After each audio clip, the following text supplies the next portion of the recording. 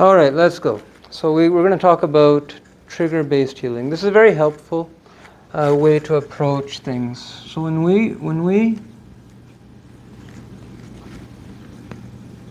so if you want to take control of your life and use therapists what they're good for, which is healing the blocks that keep you from healing versus doing the healing for you. Lots of people have done therapy for years and years and years, and they've delegated power to the therapist as I can only heal when I'm in that person's office, that person's space. And you know what, if you have lots of money, and if that's your thing, and if it's working for you, good, keep it up. I work in a low resource area, and I don't have endless therapists at my disposal. So what I've learned is how can we become self-therapists? So the question of how we can become self-therapists,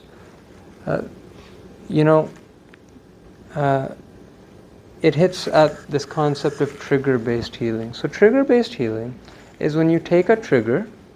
So everyone gets bothered. What's a trigger? Trigger is when you are bothered. That's what a trigger is. A trigger is something happens and a defensive mechanism comes up to deal with it. Or at least wants to. So you can feel it in your heart, your face gets flushed, certain thoughts come into your mind. Most people don't detect triggers until long after they've happened. So they get confused. They think, oh, this person's bothering me, but they actually started getting bothered like 4 hours earlier, or even days earlier. They get confused because their detection limits are a little bit desensitized. And chronic stress will do that. If you live in chronic stress, chronic triggering, you can't be bothered all the time, so your system will just make it all noise. It'll just be like, nothing's happening. If you live in a gang, I've never been gang involved, but some people have been, and you just learn to become very ignorant. It's like, ooh, oh, that couldn't be blood. That must just be red paint. Surely that's just red paint. Yep. Don't ask too many questions, don't think too much about it, life goes on. So that's what desensitization is. When we desensitize ourselves to triggers, we either rationalize them, we ignore them, and sometimes we do that so long we don't even detect them. And so when someone brings them to our attention, it's a surprise. Sometimes it's an unwelcome surprise. So trigger-based healing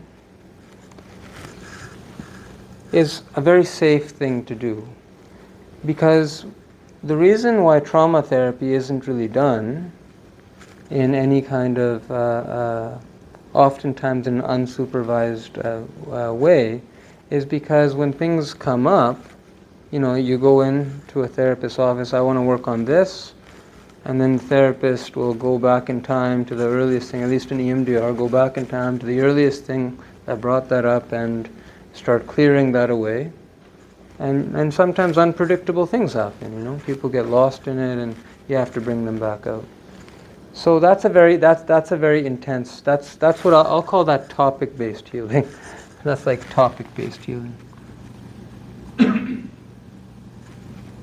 So, and both are good. It's just one is inherently safer to do at home. The other, you're better off to be with somebody.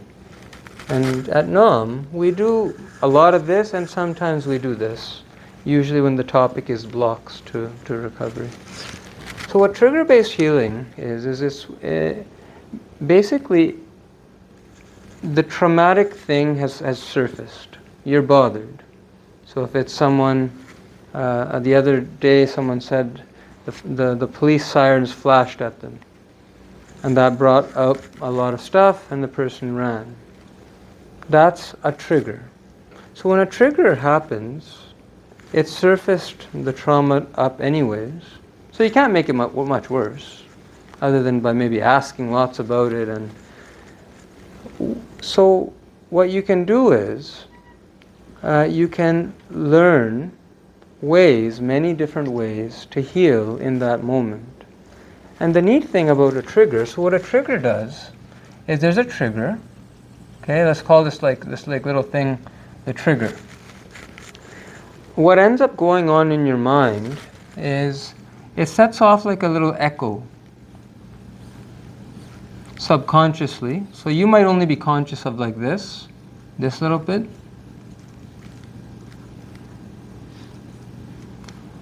And then the rest of it is subconscious awareness. Trigger happens, echo is set up, and subconsciously you start to dwell on older memories, older things that are tied to this. That's kind of how your mind goes. And if the trigger is very short, you may not go too far. So this might be subconscious. And the rest of the stuff reverberates in kind of the unconscious.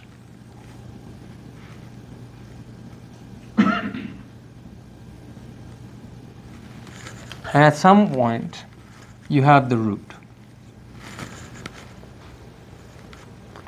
This is just a way to understand what happens when you're triggered. Trigger, echo. So sometimes you get triggered and it's like, oh, that reminded me of that. Okay, so that's conscious. And then your subconscious, so what's under the surface, what are some memories and things that have come up, but you're not aware of them. Remember the subconscious garbage can, the vast majority, so your consciousness is this like little tiny thing and your subconscious is this much. So when your subconscious gets activated, you may not know it, but your stress level will go up. Because whether it's your consciousness, subconscious or unconscious, it's all tapped into your neuroendocrine system, so it can trigger a stress response. So that's why we say subconscious triggering. So, trigger happens, a wave of things activate in your mind, some of which you're aware of, some of which are there but are beneath the surface, and some of which are entirely outside of your awareness. And some of which doesn't necessarily touch the root, but oftentimes it does, depending on where the root is. Root being the source. In EMDR, it's the original. It's usually not one thing, it's usually several things. So are you with me? Okay. So you'll notice at Nam we love Flash. We really like Flash. Flash technique, there's a video on that. It's a really good way because it is a very safe way to process traumatic triggers. Because in Flash, what you do is, okay, triggers happened, you're bothered. In therapy, topic-based healing, that's just that. Think about that thing that you really hate to think about. Ugh. But it's okay, you're with someone, calm you down, right? And keep you safe. But the same thing is happening though. But this is happening in the presence of a therapist, and the therapist can help you with the regulation and all that. But when you're on your own, and your mom calls, or your ex messages you, or something, right? There's no therapist on call for you unless you're very wealthy. Most people don't have that kind of wealth. And even if they do, it doesn't help them because in the moment they're bothered. But the same process starts. So, trigger-based healing is simply taking advantage of a trigger that's already caused conscious and subconscious material to come up in your head. Most people, what they do is they just shift their attention, they divert their attention somewhere else, they distract, and and like alcohol, shopping, gossiping, venting to someone. They don't process it. They distract it, and what happens to an echo? What happens to an echo? It eventually bounces. But let's say I do that. What are they saying? Yodel-hee-hoo, or like that thing that. So then you hear it. But what happens eventually? It fades away, right? It goes away. The dust settles. Eventually, this echo will reverberate, but it will silence. Everything will start to settle. That settling time takes, at least according to the latest neuroscience, it changes every year or two, it seems. But right now, what they seem to say is within 72 hours, up to 3 weeks. Generally, is how long it takes the dust to fully settle. So you can see, if you're in a messy relationship, you're constantly being triggered, you can see why your stress is high is because you're being subconsciously triggered for a long time, which is why we tell people if you're in an abusive relationship or something, it's good to sort of leave because you're going to be constantly stressed. It'll affect your blood pressure, it'll affect your nervous system. And this is why. But eventually, the dust, the echo will cease. It'll take about that much time. In that time, and there's like an acute phase to it, so like within 5 hours, a lot of stuff starts to settle, but the settling process continues for a couple of hours, days, and even weeks. So like after like and some people even say 3 months. So for like an assault or something, like when does it fully get shelved into long-term memory? It takes a couple of months even. And so most people deal with this with distraction. But at Nam, I see and we see this as an opportunity. Because if you, during this echo period, do something to process it, and what does processing mean? Processing just means something that helps you. So processing any of this material just requires essentially something that calms you. Something that calms you as you continue to sort of something that reminds you that of the time, place that you are, because a lot of times we get triggered and we become younger, right? Some people notice that they'll like become like children. You've heard that adults are fighting like children, and it's not like children. It's because they are children. They revert traumatically to a younger age and they act that way, and that doesn't go well because they're not younger children, they're adults. But children in an adult body, they tend to make a mess of it. So the orientation to where you actually are at with calm will create, in neurobiology, it will create what's known as a prediction error. It's like, oh, that's odd. This memory should be threatening, bothersome. You should be bothered. You're not. So then the brain it unlinks it. It says, oh, yeah, that memory happened. There's a good lesson in it. Shelve it. Put it someplace for good learning. You're not going to do that again, whatever that lesson is. So when you calm yourself in a productive way, you let the emotions flow, you process, you calm, your system will just work it out, and a lot of the echo will get processed. Some genius guy discovered that if you blink your eyes, it does it a lot faster. And it does it really, really well. if you do that. And with Flash, it works particularly well within 5 hours of a trigger. 5 hours is a good time, but actually it works well anytime you do it. And so trigger-based healing is simply this. So here's the cool thing. We're constantly being triggered, right? There's lots of triggers. Our lives are like this. We're kind of interference of triggers, right? Have you ever seen this, like light or sound waves? If you think of like all of there's like overlap, triggers everywhere, different directions. Does this help you understand a little bit of like why you might be stressed out? It's just a different way to understand it. But what's true of all of these things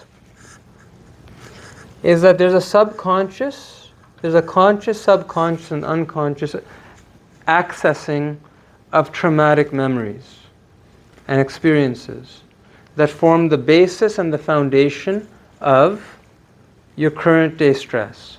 And so something like Flash will actually process a chunk of it. And if you practice Flash as a daily practice, you can process a lot of it, little bits at a time, like an onion. We like onions at Nam. And so if you take down a layer, well, that's okay. You know, you don't have to pay some therapist $200. You just did your tapping and your flash walk or something. You looked at a waterfall and you triple blinked and you're tapping or whatever. You can watch the Flash technique video and you know you can kind of get up to date on that. But what essentially you did was you processed some of these things so that when the next trigger comes, it doesn't echo loud. Maybe it stops right there. It doesn't reverberate as far back. And what you'll find is if it doesn't reverberate as far back in your life,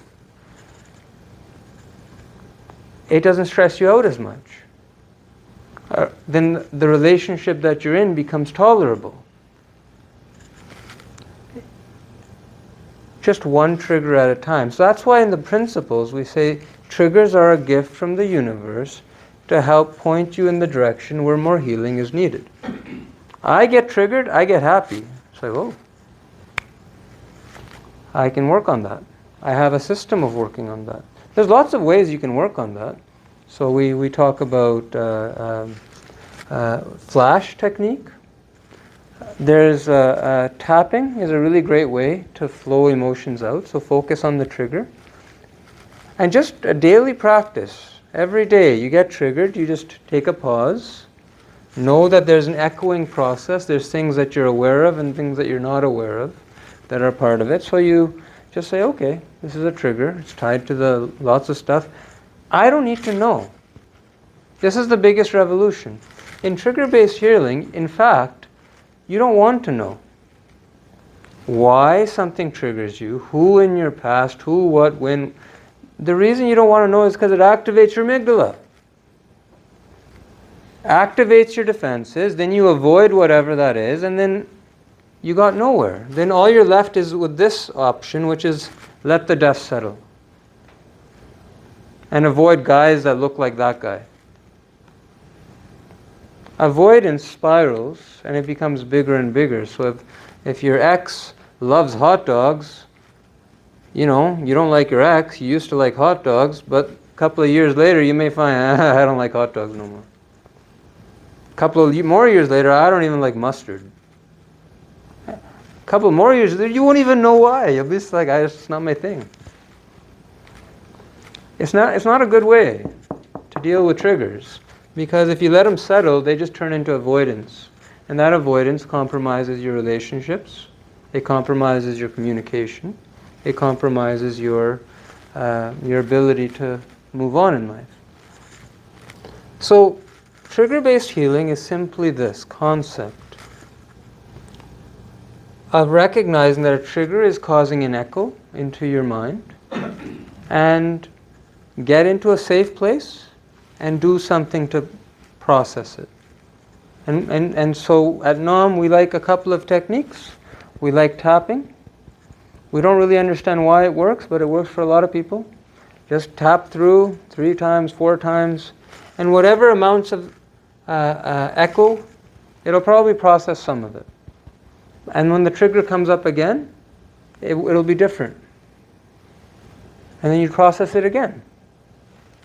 So in the process of this, your life becomes less triggering. You are less triggered by your life, I should say. And so you can live a freer life. People get caged, right? If you imagine if you have like a, you have like a trigger on all sides. You start to become caged in how your life is, and so then you kind of like living in this contorted posture because it's the only way you feel comfortable. You ever have back pain? Any of you ever have like this back spasm, and then you're like, oh, just don't touch me. Just don't move me. I don't want to move. This is comfortable, but like look at it. Like it's contorted. It's horrible. But you move in any direction, it hurts more. So you just stay there. That's what a highly triggered existence is, and that's why people do very bizarre things. Is because they are trapped by their triggers, and there's just that one posture, and it's really not that great. So where to start? Learn the tools and then apply them as a daily practice. We like flash walks. If you're in recovery, you're going to like therapy groups. A therapy group is a great place where you can get lots of triggering happening because people are going to say stuff. That's why a lot of people avoid AA, for example. Like people talk about some pretty raw stuff in there. Gets you going, so then you just don't like to hear it. A lot of it, but it's good. But after an AA meeting, you can really heal faster if you go do some flash. Or if you go talk to your mom, because you have to talk to your mom, or you like talking to your mom, even though she does trigger you, hang up the phone and then go for a flash walk. Go do some tapping, go do something, and use that trigger. And know that if you do that, you're taking away the potency of that trigger. You are disarming it. A little bit at a time. So you could go to a therapist, focus on one trigger, and really desensitize it. But then if you think about how many triggers you have in life, it's going to be expensive, right? So that's why people oftentimes start. They go for 12 sessions, 20 sessions, 15 sessions. Stop, they take a break, next couple of years later. But you have a lot of triggers.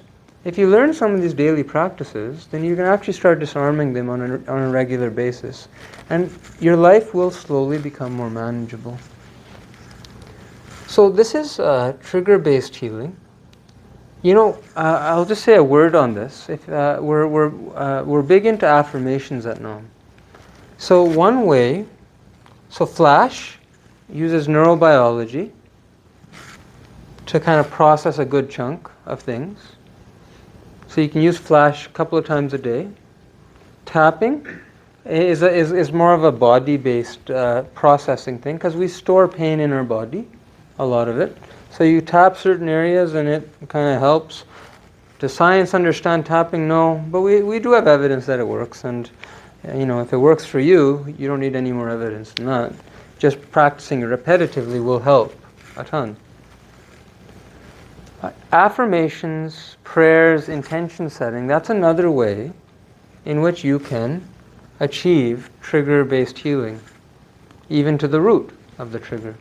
And that's simply the process of you do something to get calm, and then at the end of that calmness, you just say something like, when you're calm, may my unmet needs be met relating to this trigger or this issue for my highest good today, even if that means without me knowing. That's just an example of a phrase that you can say to yourself that will begin to access. We like repetitive affirmations. Mantras are really, really good ways when you just repeat them, because when you repeat anything, it doesn't have to be triggering. anything you repeat in a positive, it's not just bad things that do this, good things do this too. So when you repeat something like that's like a good thing, we'll make that a square, that'll also reverberate, right? You think of all, actually there's another thought, think of the music you listen to. So music has a hypnotic effect. They've done studies on this. They found that certain kinds of music really are really popular. There's even companies out there that analyze music and break it down into like, oh, this is likely to be a hit song because it has this and this and this. There's like algorithms and things. Music is a really good way to hypnotize yourself, and so whatever you listen to in a musical capacity, it'll penetrate far deeper into your psyche. So really think about what you listen to. If you listen to stories about heartbreak or, he cheated on me, so I'm going to hit him up in his credit card or something like that, right? You listen to that stuff, it's reverberating very deeply. Everything you consume with your eyes, with your ears, with your nose, with your mouth, with your senses, it's all capable of producing this echo. So you have to really think to yourself, are you living your life in such a way as to maximize the positive echo and to minimize the negative echo? And most people, especially early on when they start with us at Nam, they are leading their life in such a way as to maximize negative echoing. And the biggest culprit of that is the radio, overconsumption of news, especially these days, hanging out with people who are like gossiping. I say this on many videos, but I say it to many people. But just remember, a gossiper, if they're gossiping to you about someone else, I guarantee it that they're gossiping about you to that someone else. So be wary of being around a gossiper. And if you are a gossiper, mend your ways, please, and you'll find that you have a more peaceful mind. Because a negative echo chamber is what most people live in. And that, we call that whatever symptom you like. Call it OCD, call it like addiction, call it depression, call it anxiety, call it panic disorder. Call it whatever you like. The flavor of it all depends on how it all kind of mixes. But the source of it's always the same.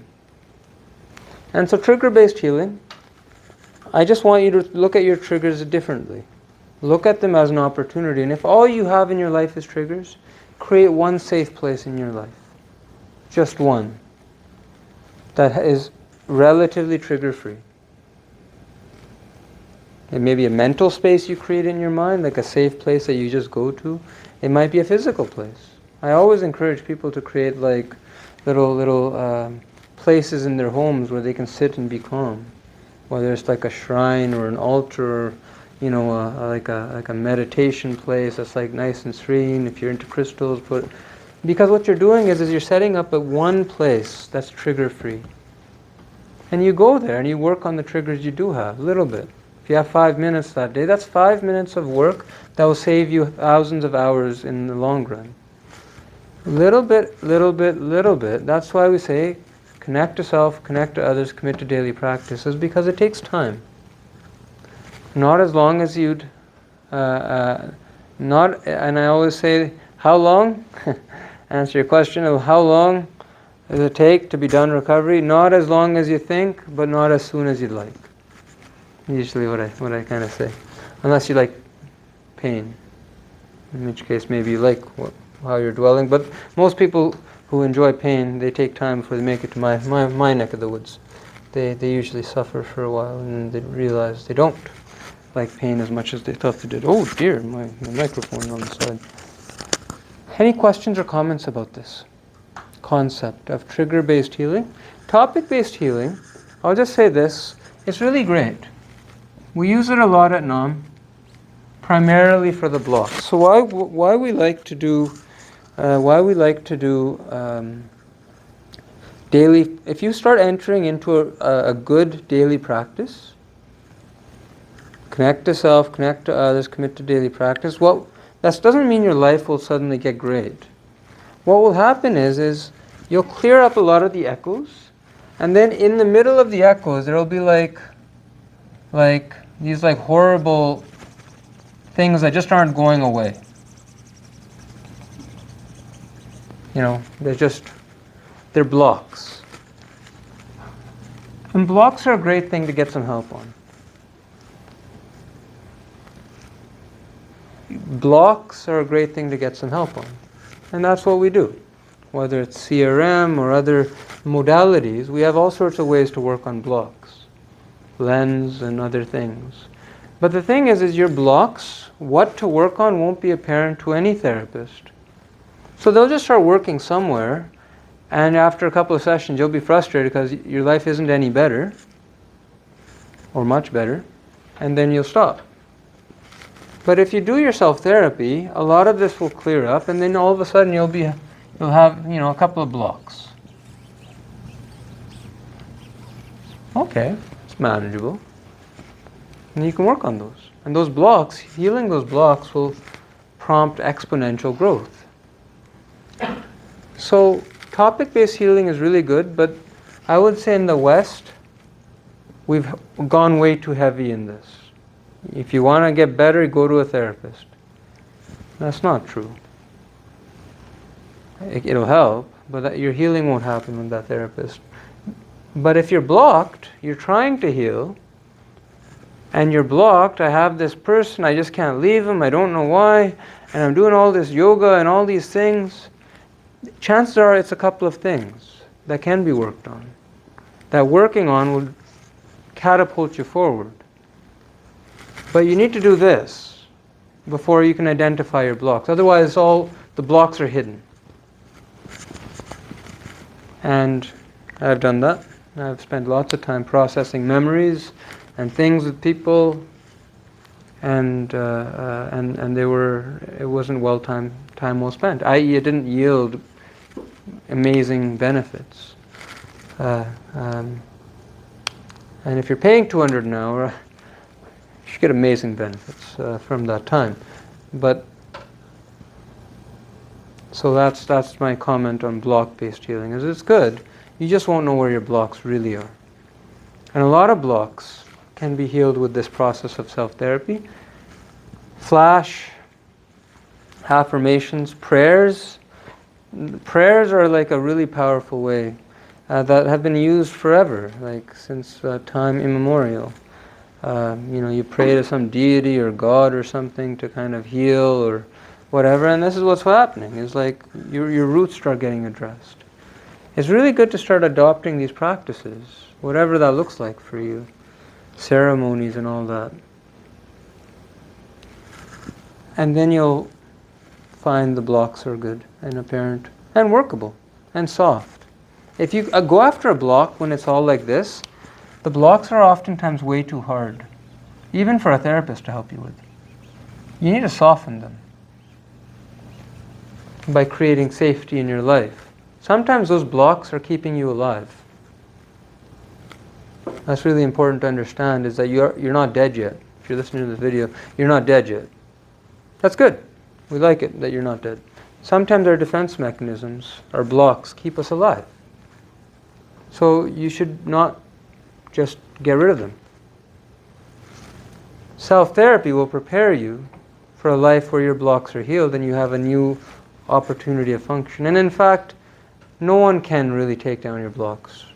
You won't let them. You'll run away from them. You just won't show up. You'll avoid. Your system won't let you, and that's a good thing. I never force anyone to work on their blocks until we do some work on this. That's kind of any questions about this? Or skepticism?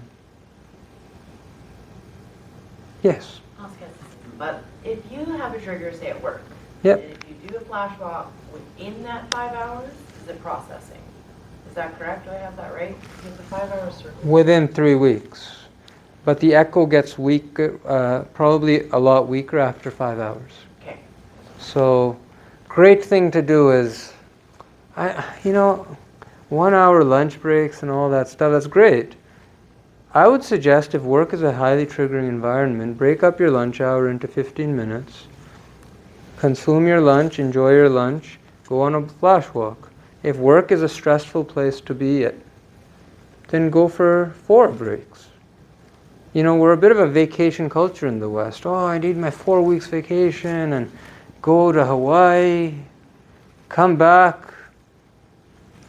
I'm just as miserable as I was when I left. Now I need another vacation. That's common. And that's because the vacation is meant as like a place for intensive work on self. It does not replace the daily practice. And so when you're in an intensely triggering environment, you need to, a lot of little breaks will work a lot better for you than a big break. And so I always advocate for a half-hour lunch and 2 15-minute breaks, if you have any say in it. A lot of people don't have any say. Or 15 minute or 20 minute, so that you can just kind of do that. Some people it takes them an hour to relax, in which case an hour is good, but then they need to do and learn some self-therapy things, watch more videos, learn efficient ways to kind of just suddenly come down, because you got a lot of triggers. It's not like one little thing, it's like a lot, especially if you're early on in your journey.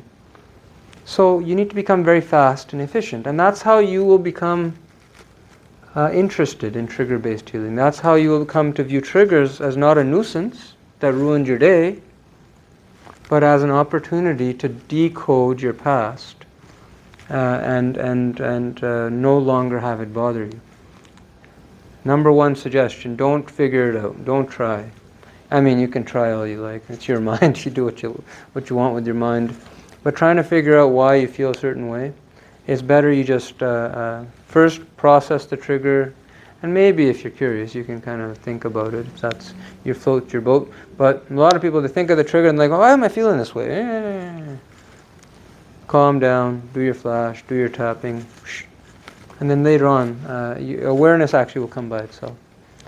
So that's a great question. Do you have another question? I'm Good. Thanks. Excellent. Yeah. Any other comments, questions? Is that helpful? Okay. So I'm just trying to, this is just another way for us to talk about journeys. So this is like kind of like a why. Why do journeys take time? Why are they kind of waxing, waning? They're not, if it took you decades to get here, it does not take decades to kind of get loose from all this kind of this trap of triggers. But it takes a daily practice, and it happens sooner than you think, if you know what you're doing. And so my goal here was to shift your viewpoint on triggers, and that makes trigger-based healing something that is open to you. Thank you. I'll stop there.